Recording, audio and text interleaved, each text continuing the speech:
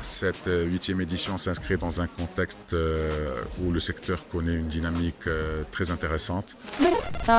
هذا الاجتماع الهدف ديالو هو تطوير العلاقات الاقتصادية والعلاقات التجارية بين البلدين وتحسين وتجويد القدرة ديال المغرب على استقبال الاستثمارات الصينية في المستقبل إن شاء الله.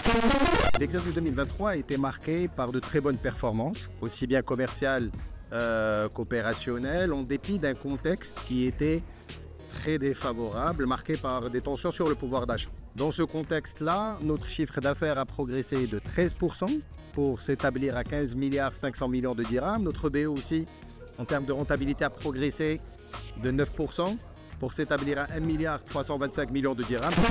J'ai été invité par la Maison de l'Artisan, je les remercie très chaleureusement parce que nous avons été gracieusement invités et l'accueil était exceptionnel, il y avait du monde, vraiment l'ensemble des exposants sont vraiment intéressants.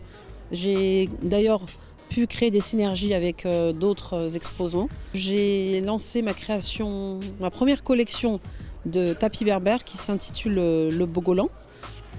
Pourquoi? Parce que j'ai vécu plus de 8 ans en Afrique de l'Ouest. أول نصيحة تنشوفوا المواد اللي كنستعملوها للشعر ديالنا واش مفيدة ونضر للشعر ديالنا. ثاني نصيحة خصنا نديرو تحاليل الدم باش نشوفوا واش ما عندناش مشكل في الخزان الثديين في الغدة الدرقية أو في أي حاجة يمكن لها تسبب في تساقط الشعر. Ces changements ne concernent pas la location de particulier à particulier, mais plutôt d'un particulier à une société ou un autre particulier soumis au régime du résultat net réel ou simplifié. D'autant plus que le taux d'imposition est toujours le même, soit une retenue à la source de 15% sur les revenus supérieurs à 120 000 dirhams et de 10% sur les montants inférieurs, sauf qu'il n'est plus libératoire.